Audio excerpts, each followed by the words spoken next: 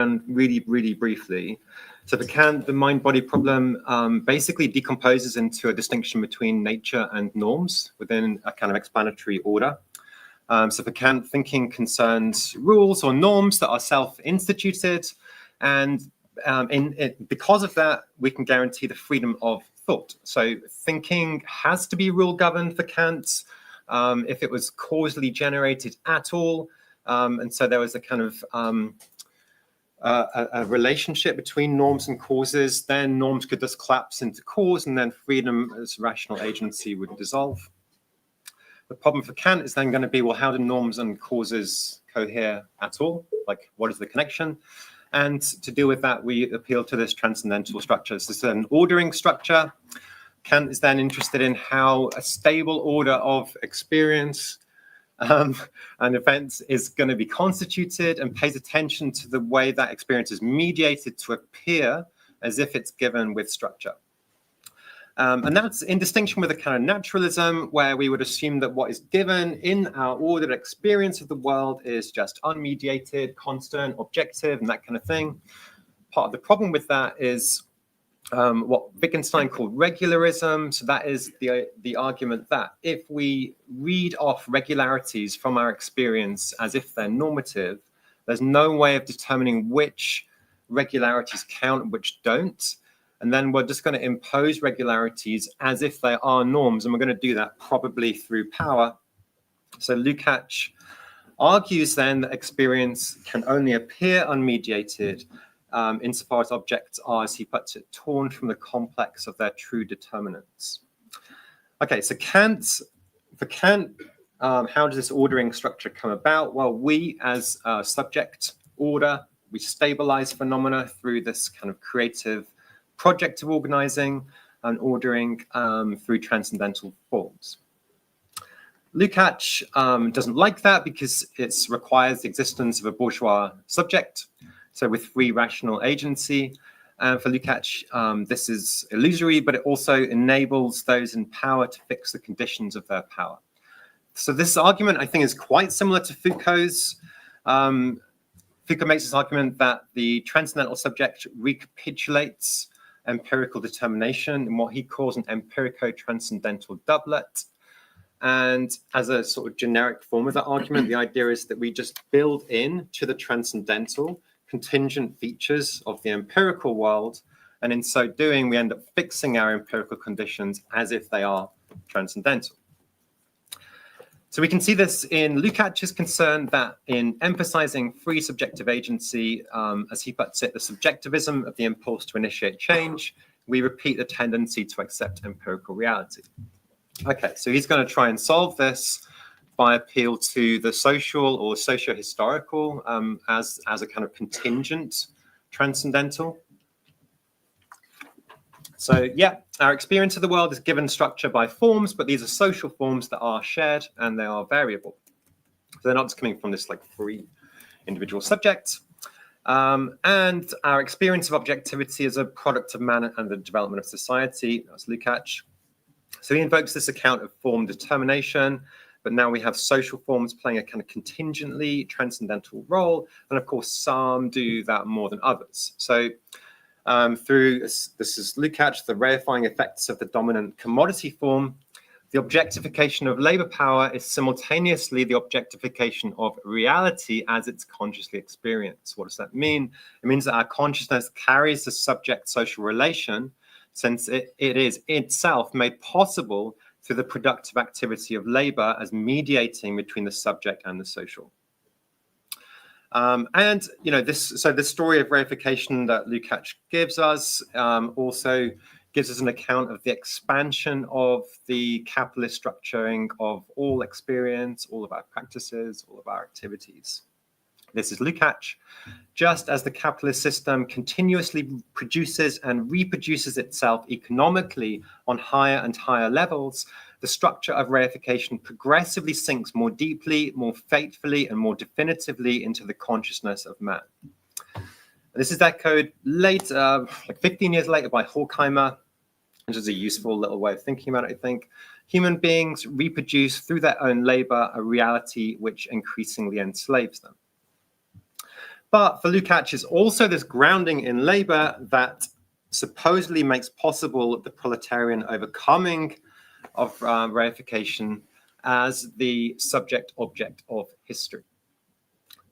Now, I think there's a problem here, which we can ask, which is, does that story not then also require some kind of free subject that comes to this revolutionary consciousness? And I think that critique is too simple, because Lukács is interested in a split subject, so a subject that's always already a kind of subject object through the splitting off of labor power. And there are categories of mediation that enable the immanent meanings that, as Lukács puts it, necessarily inhere in the objects of bourgeois society, but which are absent from the immediate manifestation of those objects, as well as from their mental reflection in bourgeois thought, now become objectively effective and can therefore enter the consciousness of the proletariat. So the idea, I think, roughly is that the bourgeoisie can be trapped within the given, or like the givenness, as if it's this objective, immediate world. I think, okay, sorry, this is Lukács. So for the proletariat, on the other hand, the barrier imposed by immediacy has become an inward barrier. Why is that? It's because the conscious activity of the individual, this is Lukács again, is to be found on the object side of the process. I think this is really important. What does he mean by this? This is Lukács again. In his social existence, the worker is immediately placed wholly on the side of the object. He appears to himself immediately as an object and not as the active part of the social process of labor. So I think what's happening here is that as workers, the object, which is ourselves as commodity, is not to be overcome so much as to be the form and passage through which the entirety of social reality can be shifted, and the subject-object distinction along with that transformation. So in the specific self-encounter of capitalism as a kind of universalized slavery for Lukács, in this self-consciousness of the commodity, as he puts it, we apprehend ourselves as an object of societal events. So we are led towards, this is Lukács again, a process by which man's achievement is split off from his total personality and becomes a commodity, will lead to a revolutionary consciousness. Okay, we could still ask the question, if there's no bourgeois subject, what are the social conditions then that are allowing this splitting to become possible in the first place? And Lukács has two suggestions. So the first is that there is a sort of necessarily impossible drive towards a slavery without limits, as he puts it. And this is the slavery without limits. So the limit point would be the slave who cannot split off their labor from their self, right? And therefore a necessary distinction between the worker and the slave. It's not that we split off our labor and then enter social relations with a portion of labor becoming objectified. Rather, that social relation has to be built into a prior split between the worker and the slave that both makes it possible and remains this kind of impossible drive. Hence the kind of antinomy.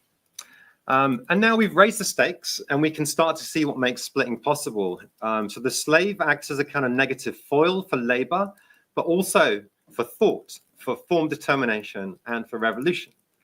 So then maybe there's a problem for Lukács. He was interested in this issue of the kind of dream of unmediated freedom, so being free from external determination. This is the bourgeois subject, doomed to be trapped in immediacy. But I wonder if the remnants of that dream remain in the fundamental distinction between worker and slave. And I wonder if that might be why Lukács could be accused of smuggling in a kind of idealism, as Gillian Rose accused him of, and like things like critiques of standpoint theory and stuff like that. Okay, so coming towards like what Wynter might be able to offer us here. This is Sylvia Wynter. Sorry, I should have said that. I'm just assuming people know. So for Lukács, the slave can be a commodity but cannot produce labor as commodity. That's labor split off in order to enter a set of social relations. And so the slave exists outside of social relations, even if the slave is the negative foil required for them. And that looks like it kind of imports some of the free agency that it wants to repudiate. But also, I think it obviates the social conditions that Wynter would draw attention to. So what if the commodity owner relationship, which is supposedly produced in split subjects, is produced through slavery in the first place? Perhaps the right to property, including the right to own our own labor power, is a product of slavery and the relationship between ownership and mastery. So, for example, on the plantation where we become, as Wynter puts it, smaller masters, the poor whites who owned no slaves themselves. I also wonder whether or not, this is prompted by Wynter's thought, whether or not we could perform the same maneuver as Lukács in thinking about slavery and form determination rather than the commodity. And particularly if Lukács is effectively requiring this necessary distinction with the slave whilst negating the history of slavery, whilst its slavery is negative foil that looks like it holds that whole thing together. So Wynter, I think, gives us a story that's quite interesting here. She develops this account of sociogenesis from Frantz Fanon, which I think we could read as a continuation of Lukács's social transcendental approach. For Wynter, we begin in a very different place. We begin with those who are condemned to death. This is Fanon's damné, I cannot pronounce French, but within very specific social systems. For Wynter's very interested in this concept of the social as an autopoietic realm, which is drawing from like 1970s cybernetics here. And she talks about how social systems will self-organize, how they will autonomously cohere through the retroactive projection of codes that become so entrenched to be rendered practically necessary, but for that system. So this is an autopoietic, autonomously functioning, languaging, living system, as Wynter puts it. There's a dynamic equilibrium then, through which a specific form of human is auto-instituting as a kind of stability produced through dynamic correction and mechanisms of coherence, though like positive and negative feedback. And we have this appearance of stability engendered, which leads then to further sort of stabilization and self-stabilization. For Wynter, she argues this relies on what she calls codes of life. And this kind of articulates a transcendental order for existence that can generate and bound life. So through, okay, sorry, and this is Wynter's, better just to read from her. So the goal of our mode of production is not to produce for human beings in general, it's to provide the material conditions of existence for the production and reproduction of our present conception of being human. She's interested in how blackness functions as the structural exclusion from the category of man, where man is the specific form of human within like post-1492 kind of modernity, whatever we want to call this period. And I think she would argue that sociogenesis can really function to do something that Lukács wanted the story of social forms to do, which is to dissolve a subject-object problem, partly by pursuing this line of thought that Lukács starts along but kind of falters, by picking up on for example, the way that Black people for Fanon are objects amongst other objects, as he writes. And then as Jared Sexton puts it, this is the singularity of racial slavery and its afterlife, the lasting paradox of a sentient and sapient being sealed into crushing objecthood. Sealed into crushing objecthood is a quote from Fanon within Sexton's quote. So starting from this crushing objecthood leads us to understand sociogenesis as requiring a kind of practice of describing consciousness that is simultaneously both objective and subjective. So if we come back to this, yeah, we're nearly done. Had three. Thank you. So we come back to this, the paradox that was kind of inherent in Lukács's subject object, but stymied by importing a form of idealism, in which case he'd be guilty of this empirico-transcendental doubling after all. That the paradox is like the position at which the worker brings their like objecthood into their consciousness as the moment of revolutionary consciousness, but that moment can never be fully realized because of this impossible drive towards slavery that you can't possibly be as a worker. For Wynter, this is exactly the moment that we're talking about. from Fanon, right? This moment of crushing objecthood. So for Wynter, we have this paradoxical survival of those who cannot survive, given the regime of the human. And in doing so, she draws attention to the limits and the prerequisite for that regime. It's a structural position at the threshold of the human, at the threshold of the form of life, which is kind of autopoietically bound. And here, just again, following Fanon, self-consciousness is inseparable from our always being other than ourselves, as Fanon writes, to experience as being through others. This is not going to give us a kind of stable standpoint in the way that Lukács is sometimes read as giving us. It's rather going to show us that external determination is intrinsic to self-consciousness in a way that inculcates a kind of disequilibrium in the movement together and apart of mind-body, a kind of generative alienation. This is Wynter. The very liminality on the thresholds, both in and outside of our category structure, location within the present field of play, of the discursive symbol matter information system that gives Black people a cognitive edge with respect to such a far-reaching transformation. So this is not a revolutionary standpoint in Lukács' sense, I don't think, but rather marks the mutable relation between body and standpoint, between mind and body, making visible the threshold of the human. Okay, thank you very much.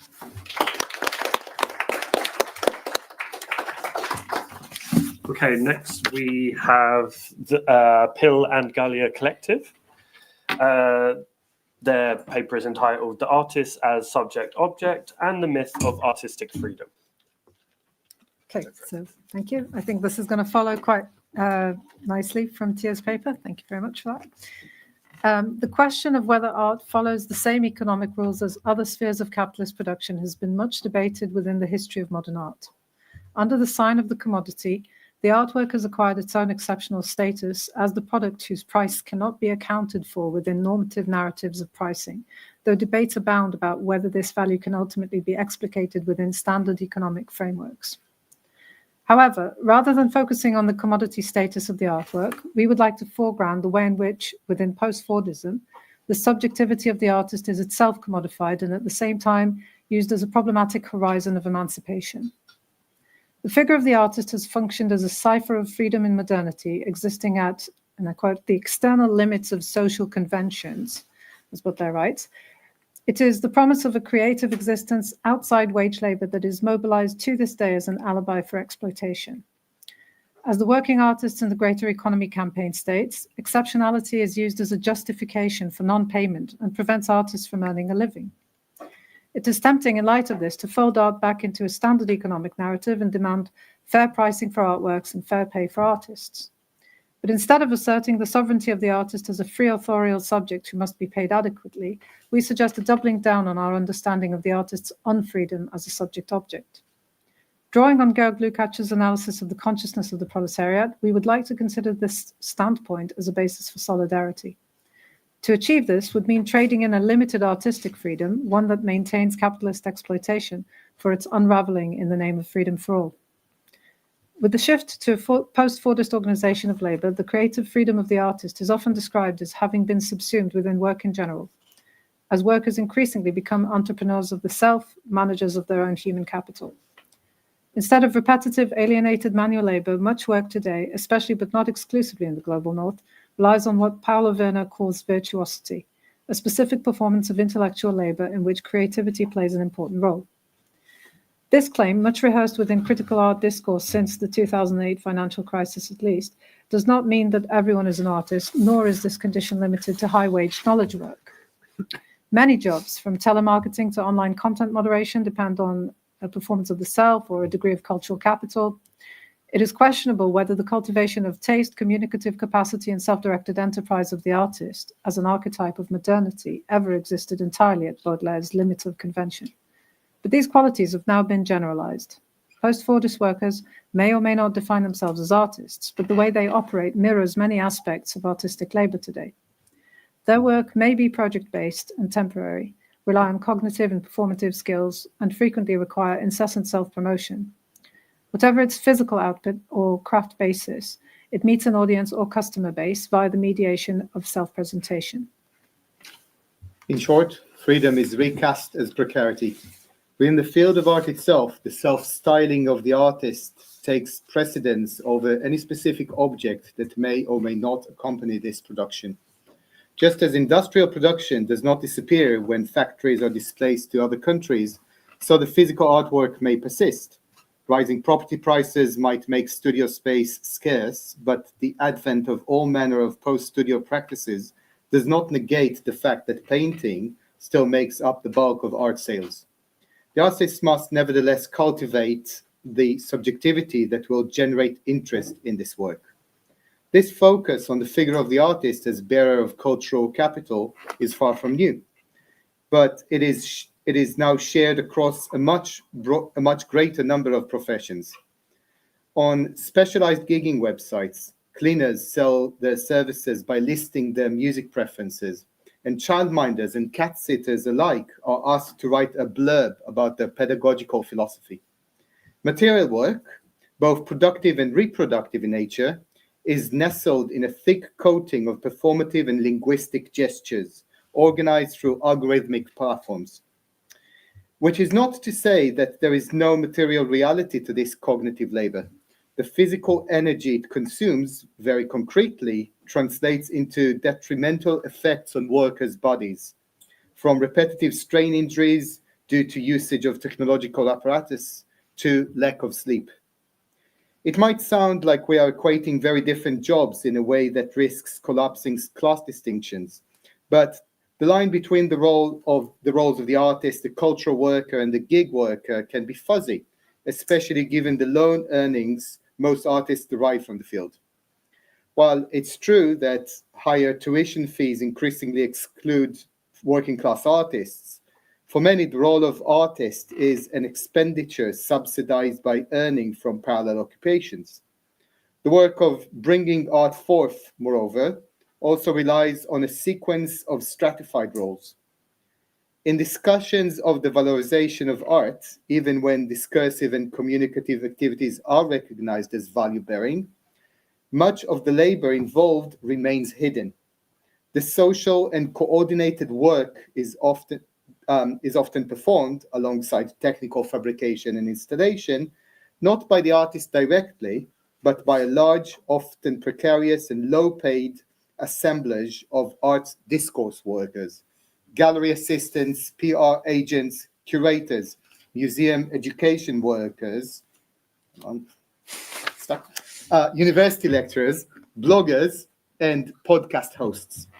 Part of the magical gap between material and labor investment and the price of an artwork can be explained by the surplus value produced by these post-Fordist workers. Here might be concealed one of the reasons for the artwork being such a confusing category in economic terms. Marx is careful to remind us that it is not the labor of, quote, the individual worker, but rather a socially combined labor capacity. That is, the real executor of the labor process as a whole. The whole is comprised of different modes of labor, some physical and some more cognitive in nature. Again, this is another quote from the economic manuscripts. One working more with his hands, another more with his brain, one as a manager, engineer, or technician, etc. Another as an overlooker, the third directly as a manual worker, or even a mere assistant, end quote. When we isolate the intentional work of the individual artist from this complex, we ignore the social and combined character of the labor process.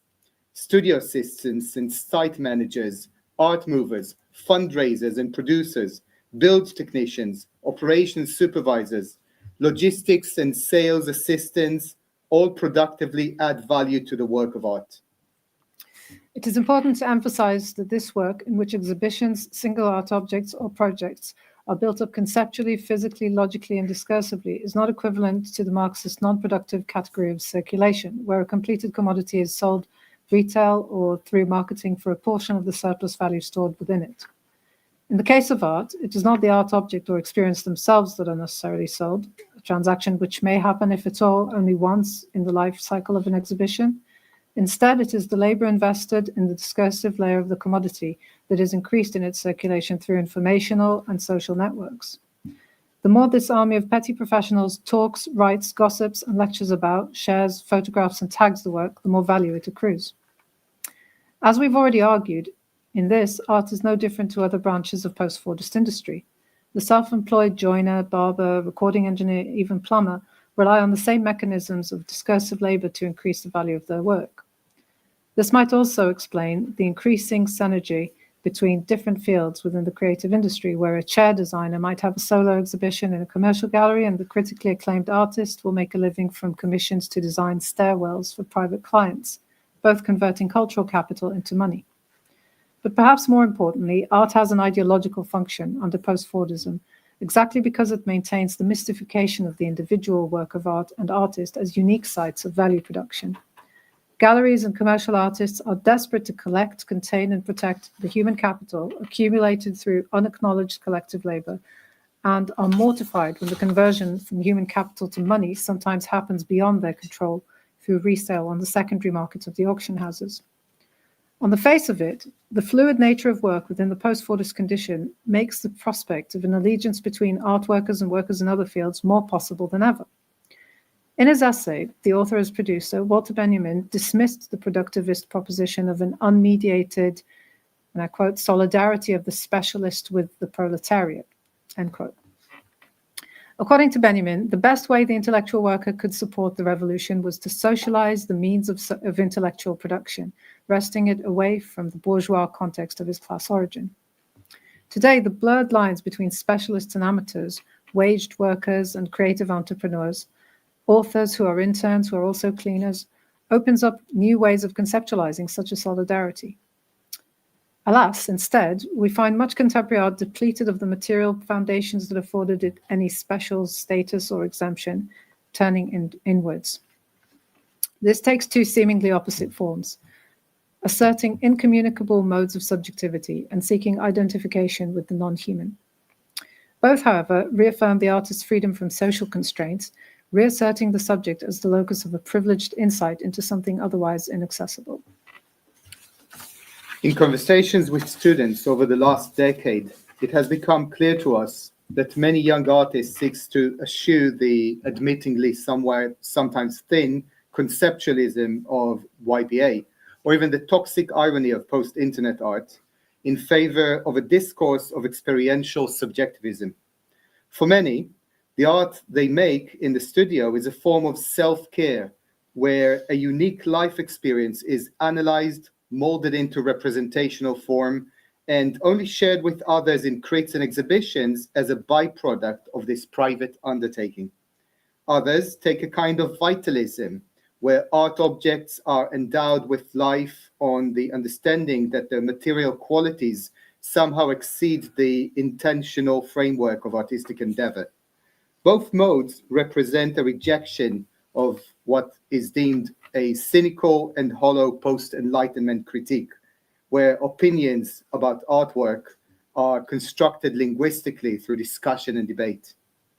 This recent tendency echoes the rationalism that Lukács describes as early as 1952 in The Destruction of Reason. Writing about a vitalism that doesn't distinguish revolution from pogrom, he notes that the rational leanings of Romantic philosophy enables the rise of fascism. For Lukács, the illusion of personal autonomy was an aristocratic position that gave the philosopher private comfort while maintaining subservience to the reactionary bourgeoisie. The modern artist's freedom, he claims, is no different to that of any commodity producer, equally beholden to the rules of the market, which requires at least a semblance of freedom. The artist, like the supposedly free laborer, must be free to choose to work. At the same time, artists are also managers of their own labor. In this respect, they are split off from the proletariat, giving rise to the kind of demands made by Benjamin for a more reflexive engagement with the means of production. Unlike the artist who withdraws into the pure subjectivity of intuition, Lukács understands the proletariat as possessing a unique standpoint as subjects whose subjectivity is constituted by their objectification. Lukács writes, "It is only in the proletariat that the process by which a man's achievement is split off from his total personality and becomes a commodity leads to a revolutionary consciousness. The bourgeois might sell his achievements as commodities and find reification penetrating his soul by means of mental labor, or a sense of responsibility. The proletarian worker, by contrast, is himself objectified, leaving his consciousness with at least the potential to rebel. In the words of Lukács again, he is able, therefore, to objectify himself completely against his existence, while the man reified in the bureaucracy, for instance, is turned into a commodity, mechanized and reified in the only faculties that might enable him to rebel against reification." Contemporary art might blur into other socioeconomic spheres, as we've been arguing, but it still produces a strong ideological image of the autonomous subject. The figure of the artist continues to be seen as magical, capable of sculpting raw human capital into career trajectories. By sheer determination, daring, hard work, and unique vision, the artist creates value out of thin air. Just like Silicon Valley CEOs, musical virtuosos, and New Age gurus, the artist is a shimmering surface that narrativizes the process of mystification. A notion of artistic autonomy provides an ideological justification for both the exploited, who might one day be recognized as unique subjects, and the capitalist class, who sculpt the world according to their idiosyncratic vision, deluded in thinking they thereby create value. The fantasy of art, which continues to attract so many to engage with the field, promises a unified sovereign self, disalienated and self-governing. But consciously rebelling against this fantasy reveals managerial subjectivity as another layer of objectification. Lukács suggests that once workers realize they make capital rather than specific products, they can turn their objecthood into a new kind of subjectivity, class consciousness. Abandoning the myth of free subjectivity, our demands might change. Instead of asking for better representation, pensions, more recognition of economic contribution, or even better pay for artistic labor, we might focus on demanding rights for all workers as subject objects in solidarity, or better still, the abolition of work altogether. Of course, this produces a higher order subjectivity, transcending the doubly objectified split subject. Crucially, however, the only subjectivity that can apprehend this construction of the self is a collective one, therefore the basis for class consciousness. Thank you.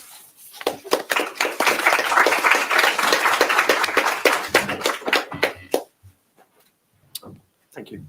Okay, next we have Rebecca Carson, and she's going to speak on the imminent externality of reproductive labor. Thank you. So, yeah, my paper is going to build the first two papers around questions around labor and freedom, but looking towards reproductive labor specifically. Yeah, were we using mics? Maybe I don't know. I think this one was on when I was talking. Maybe yours this one's just not. isn't. So maybe. Yeah, maybe. So maybe if we just shift that one over here, perfect. Thank you. Or you can push it. And Hello? Oh yeah, there. There you go. Okay, sorry about that. Push. I was just saying that my paper is building on the thematics around freedom and labor, with focus specifically on reproductive labor. So capital's history is characterized by plasticity within production's actuality in how labor is organized and used to produce surplus value. According to Banerjee, conceptions of capital where the individual wage earner, who is free to sell their labor, constitute the sole basis of accumulation are irredeemably partial. They erase, quote, the contribution of both enslaved and collective family, in brackets, units of labor power, unquote. The concept of free labor, a product of liberal ideology, mystifies the experience of oppression, elevating the alienated bourgeois freedom to contract. Capitalism must instead be grasped as a system comprised of, to quote Banerjee again, a multiplicity of forms of exploitation based on wage labor, unquote. Understanding the multiplicities of forms of exploitation based on wage labor obliges a theory of capital's circuits that comprises not only so-called free wage labor, it must attend to bonded labor, labor tenancy, and slavery, examining productive and unproductive, as well as paid and unpaid labor alike. In circulation, capital's relations' antagonistic unfolding imposes a constant redistribution of life-making maintenance activities, be it through shifting demographics or modes of financialization or deindustrialization that drags labor from the unproductive to the productive, as well as from the unpaid to the paid. Well, this requires, and those two don't map neatly onto one another. What this required to maintain capital's continued expansion varies. Here, changes in what constitutes productive and unproductive labor, as well as one's role in the reproduction of human life, which is always in metabolic relation to nature, reflects changes in capital's circuits, where following Banerjee, we can see that consent is illusory at best, with no contract, where no contract is truly voluntary, and various relations of dependency outside the wage are required for sustained capital accumulation. By looking to theories of social reproduction in the first part of this paper, and Banerjee's modes of exploitation in a second part, this paper aims to sharpen our understanding of the distinction between the productive and unproductive labor in the present. Today, capital's circuits are morphing due to changes in industrial production, demographic decline, and taken together, the composition of the working class. The labor required for the maintenance of life, especially for elder care, is increasingly appropriated in processes of value capture. From this perspective, my paper asks how we might identify domains of freedom that are not based on liberal concepts of property within capitalist society, looking to these as routes to politicize social reproduction, the reproduction of human life and nature, and wrest life-making practices from their exploitation by capital. And this is sort of a part of a larger project that I'm doing on demography. So there's a bit more focus on thinking around elder care in aging societies. So now I'm going to move to the first section on social reproduction. Social reproduction is often used in Marxist feminist and liberal feminist discourses to mean the reproduction of labor power, human life, or life-making. My usage in this paper will differ. When I refer to social reproduction, I'm referring to the reproduction of capitalist social relations as a whole. This usage of the term, as in the work of Lise Vogel's writings and others as well, extends Marx's method in Capital, where production is internal to reproduction. Here, the merit in considering capitalists through reproduction, an orientation to capital's total social process, and not just production. When analyzing capitalism from the perspective of all three volumes of Capital, we are confronted with an analysis of capitalism that looks to the unproductive sphere. The unproductive sphere is the sphere of the reproduction of production and includes relations of rentierism, finance capital, paid and unpaid reproductive labor, logistics, social care, and more broadly, the service sector. It is comprised not only of impersonal relations mediated by capital's abstract forms, but also legally maintained interpersonal forms of domination, which, while a condition of possibility for capitalism, are not inherently capitalist, facilitating the daily and intergenerational renewal of human life and nature. As I've written elsewhere, these non-capitalist social relations within capitalism are both immanent to capitalism and external to it. In their otherness to capitalist social form, interpersonal relations must often acquire anti-capitalist content. So as being like interpersonal relations internal to capitalists are imminently external to it, and it's a kind of non-capitalist form internal to capitalist form. But crucially, they don't necessarily take anti-capitalist form. Feminist social reproduction theory has played a significant role in expanding the analysis of capitalism beyond value-producing labor. Yet due to the way in which much or some of feminist social reproduction theory departs from Marxist framework, where social reproduction denotes the logical reproduction of society as a whole, significant misconceptions in the nature of exploitation abound. These, for example, concern the differentiation of productive and unproductive labor, and even the use of the term expropriation. Failing to grasp the reality of exploitation necessarily precludes an adequate theory of the function of the capital relation, the nature of class composition, and the mediation provided by the legal form, ultimately leading analysis astray from the question of social reproduction in politics. This, I contend, is the question of how we can take the anti-capitalist content immanent in the reproduction of human life and nature and turn it into anti-capitalist form. The social reproduction theory I'm attempting to articulate is not primarily concerned with gender. While the analysis of gender within capitalist social relations is as pertinent as ever, understanding the gender dynamics of exploitation within capitalism is only possible when capitalism is itself properly understood.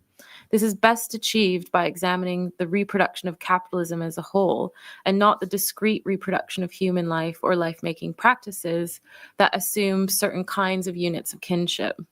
These will alter significantly across race, class, sexuality, and able bodies. The way gender is expressed and realized in care work, whether it's paid or unpaid, is significantly changed by factors such as race, class, sexuality, and bodily ability. Yet it is also determined by more conventionally economic motions of capital and the state. The form of state benefits distributed to the cared for instance, and the way in which legal processes govern the distribution of care by enabling value extraction matters. Here we see value redistributed through landlords, property investment companies, real estate portfolios, and private equity firms via nurseries, care homes, assisted living, disability benefits, pensions, and subsidized housing.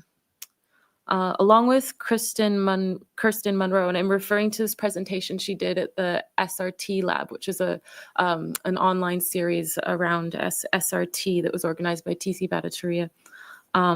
So following something that she said there, this isn't published, I wanted to contend that a view of social reproduction as narrowly concerned with gender relies on a gender essentialism that assumes that there is a labor process in general, combined with a household process in general, that seems to sit independently from production within a social formation. As there never has been a household process in general, such as a single family wage, the social formation can only be interpreted from a Marxist framework if we begin our analysis from the perspective of the reproduction of society as a whole, where a multiplicity of modes of exploitation necessarily coexist.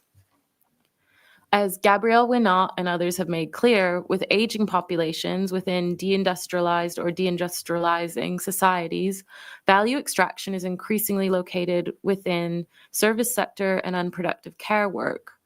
What social reproduction entails then shifts. Class composition in this context is gendered and racialized differently, as Wynter points out. And this is specifically looking to my next two examples are specifically looking to the US context, but I think they're reflective of broader trends that are happening elsewhere.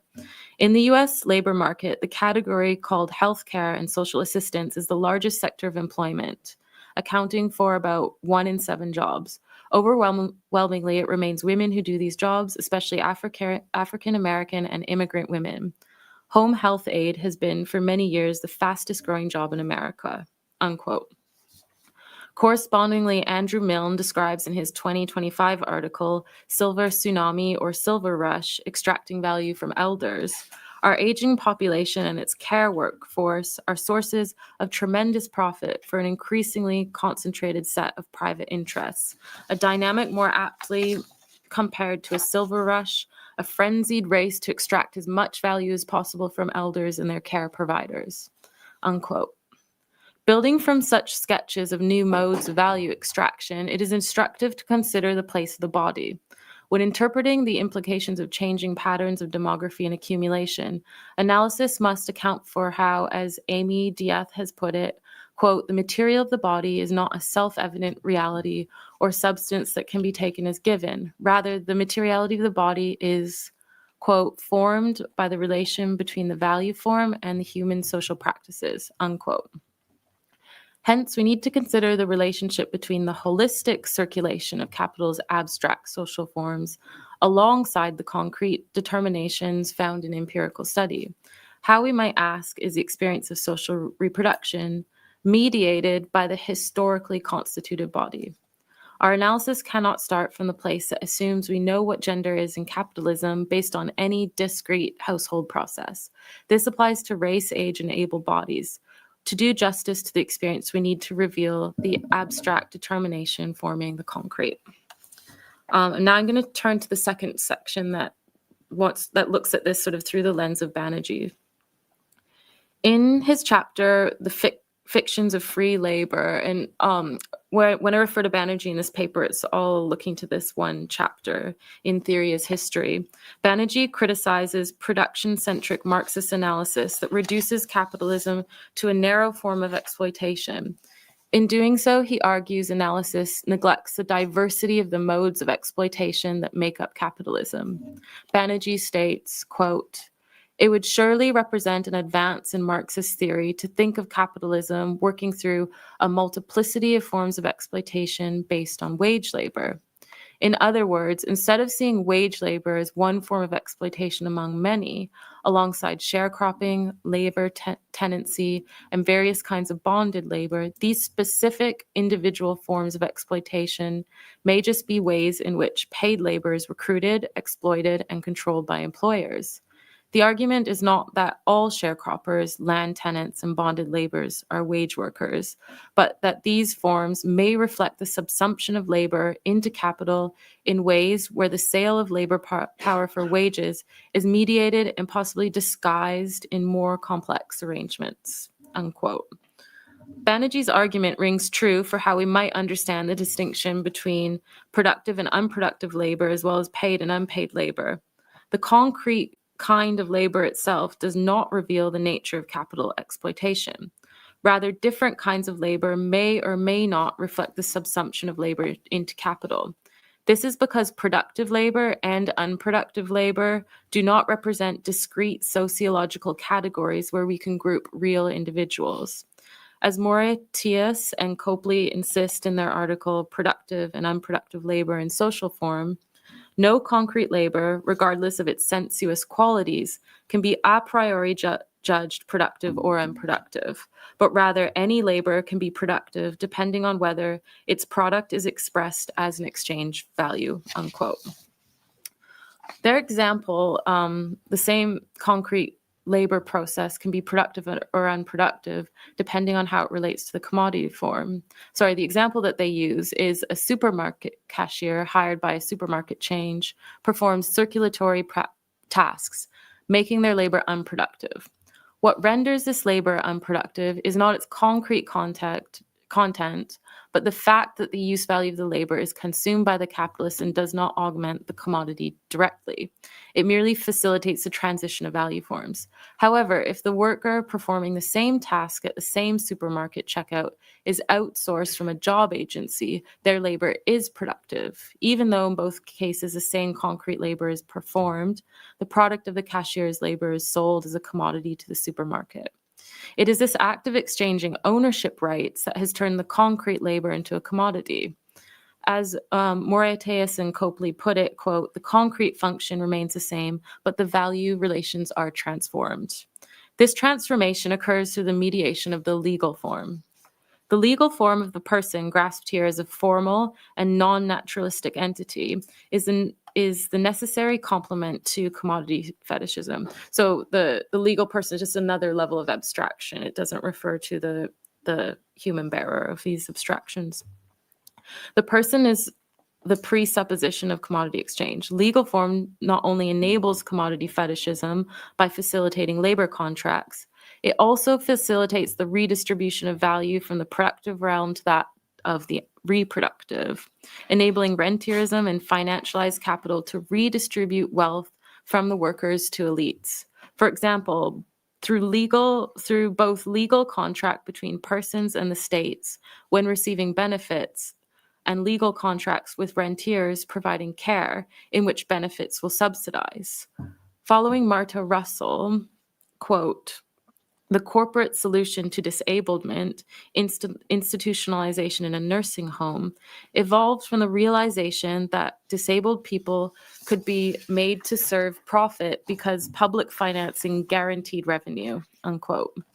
This redistribution of wealth is an interpersonal mode of exploitation within capitalism, as opposed to the impersonal mode of commodity fetishism, reproduced by legally sanctioned contracts between equal legal persons who only appear as such owing to real relations of coercion and exploitation within socialized class division driven by the extraction of surplus value. So just to conclude, when looking into the multiplicity of forms of exploitation within the reproduction of capitalism, we find that struggles within the realm of reproductive labor contain anti-capitalist content through the interpersonal nature of maintenance and care. They look to produce life for its own sake, not for capitals. Yet anti-capitalist content has in this instance yet to take anti-capitalist form. Life-making activities are inextricably linked to modes of accumulation. While life-making labor may in content offer moral, validating, and even resistant interpersonal relations, we find, when examining the diversity of modes of exploitation in capital, that life-making labor in capitalism functions as an input to capitalist reproduction. The role of socialist struggle is to convert the anti-capitalist content within struggles for the reproduction of human life and nature into a necessarily large-scale confrontation with capital's total social process through the decommodification of housing, healthcare, childcare, and all forms of maintenance of human life and nature. Thank you.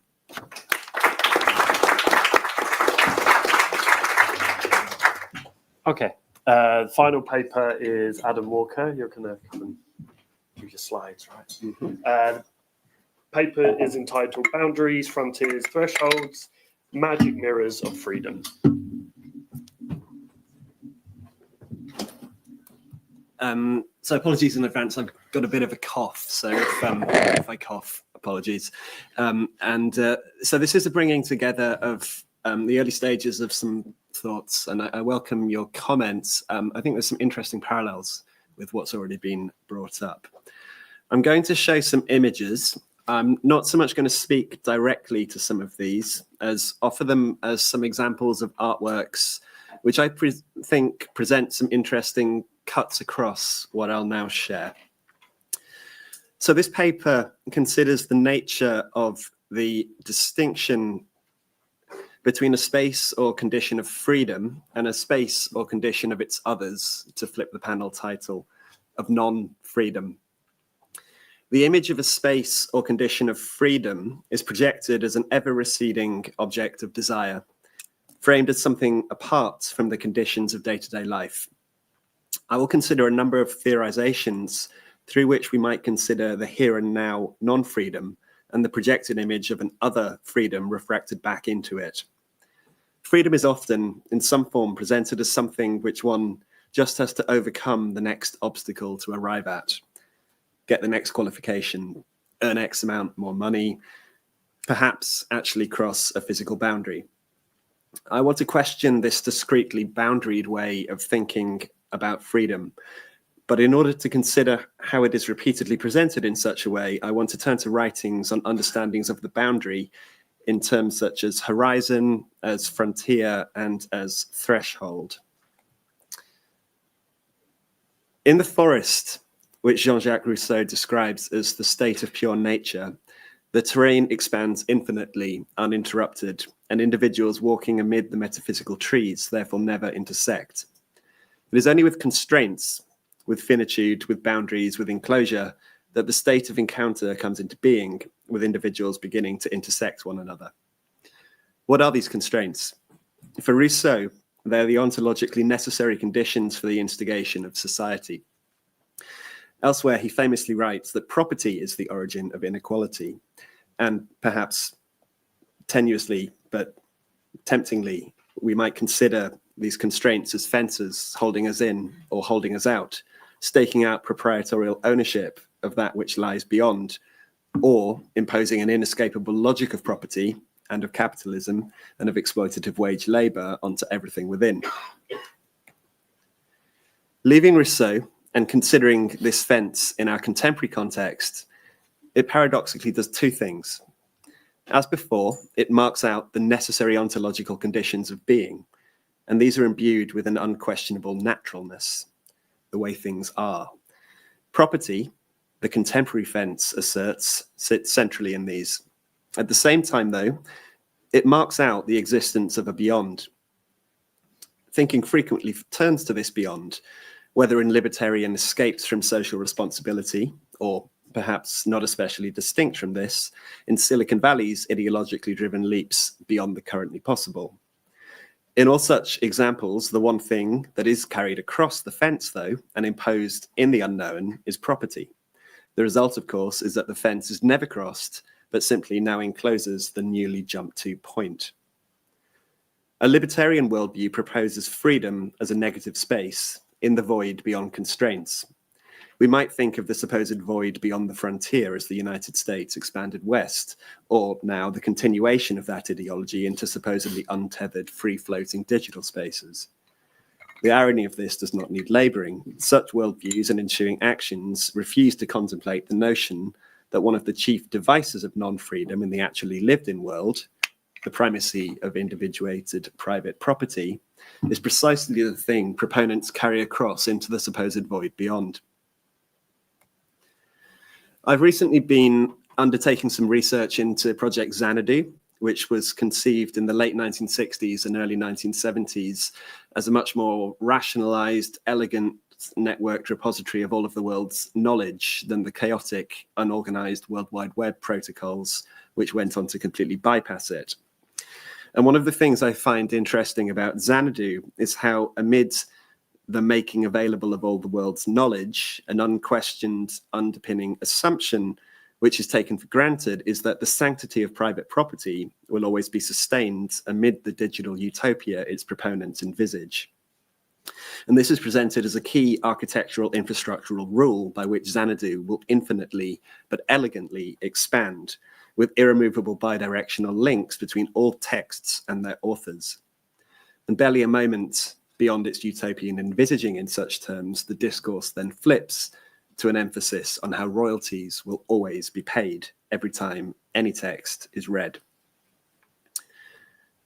Elizabeth Povinelli's consideration of horizons and frontiers is, I think, helpful in bringing Rousseau's ontology into historical materialist consideration. The horizon is an abstract line, fixed in place, a result of the natural laws of physics, always moved toward but never arrived at. Considering freedom to be beyond the horizon is to depoliticize it and decontextualize it, to adhere to the metaphysical teleologies of onward progress toward, perhaps, freedom. Instead, Povinelli proposes the frontier as a way to think the boundary. One of the ways in which this is a helpful analytic device is that as a frontier, the boundary between not freedom and freedom is reclaimed from the associations of neutrality or naturalness implicit in horizon, and is instead a physical space of human actions, intentions, and desires, and of violence and asymmetries of power. The frontier is also a zone, a space, physical or conceptual, entered into, rather than a line crossed, or in fact not. We might think of the frontier zone we unavoidably enter into in seeking to approach freedom as in some ways being akin to Carl Schmitt's state of exception. For Schmitt, at the edge spaces of exception, away from the stable, normative, productive center of undisruptive capitalist labor, capitalist power is able to both state that conditions of exception ensue and to determine the state of such exceptions. Schmitt's framework aligns power more with the state than Povinelli's, in which the frontier is more of a lawless zone of unrestrained actions of power. In either case, though, the frontier zone of exception is presented as an unregulated space wherein power can freely operate unto those who enter. And yet, there is still an allure to the frontier, a belief in, or desire for, perhaps, freedom beyond. To some extent, this is due to the usually naive exceptionalism of believing that in the unregulated disorder of the frontier zone, we might be the one who slips through, evading the dynamic violence. One further conception of the boundary is helpful in considering the structural allure of freedom and our continually collectively being drawn towards it despite the violence. Jacques Derrida writes of the threshold as a type of boundary across which the good host invites us to step. In his essay Hospitality, however, he emphasizes the profound asymmetry of this. When we step across the threshold, we enter, in a sense, a kind of frontier zone wherein we are always subject to conditional hospitality, which might at any point switch to hostility and eject us back across the threshold. Derrida talks about this in terms of the French word pas, simultaneously holding the meaning of a step and of not. But nevertheless, we are drawn in by their apparent hospitality. This is not solely a space of hostility, but a zone we are repeatedly, endlessly invited into. Established power and capital constitutes an overarching host for normative contemporary life. It particularly wants us, at those edge spaces, striving to step into freedom, all the better to draw out those creative, speculative, virtuosic, ambitious, entrepreneurial forms of labor which are increasingly most sought. It seeds exceptionalism and desire, upholding a structurally advantageous drawing of us into and violently ejecting us back from the frontier zone.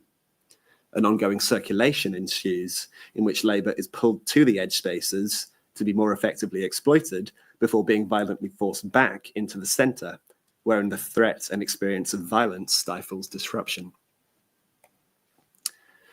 So I want to turn here to consider the figure of the social media influencer and how they function in various ways as an image of a kind of apparent freedom beyond, whether that be a life of continuous travel around exotic locations or some kind of perfect family life or being at all the right parties and knowing all the right people or whatever. Clearly these depicted lives may vary very far from what an image of freedom might resemble for many people, but nevertheless, within each of their own particular niches, each projects an image of a life lived free of wage labor and all the things you'd rather not have to do. And the influencer in this vein is a very particularly 21st century phenomenon, but there are lots of overlaps with ways in which artificially manicured celebrity lives have been projected back in previous eras. The influencer contributes to the production and reproduction of this convection current, drawing people into the zone, drawn by desire, but violently thrown back. But the desire is reproduced again and again. If only I keep trying, keep working, keep pushing, maybe I'll be able to push through the boundary into that space of freedom. I grew up in Brussels, not far from the location of the Battle of Waterloo. And I remember clearly how at the visitor center there, you could climb up into a sort of central viewing platform in a 360-degree painted panorama of the battle. The image was there, all-encompassing, just out of reach, but the barriers held us back.